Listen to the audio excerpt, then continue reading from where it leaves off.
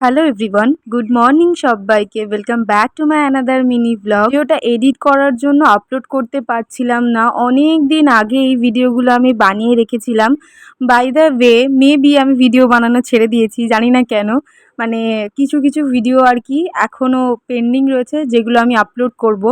তো সেগুলোর পর হয়তো আর আমার চ্যানেলে কোনো রকম ব্লগ আপলোড হবে না, আমি বানাবো না। বেশ কিছুদিন আগে তোমরা ডেইলি বেসিসে আমার চ্যানেলে মিনি ব্লগ দেখতে পাচ্ছিলে। আমি তখন ডেইলি মিনি ব্লগ বানাচ্ছিলাম, আর এই ব্লগ বানানোটাও কেমন যেন আমার জীবনের একটা অংশ হয়ে গেছিলো।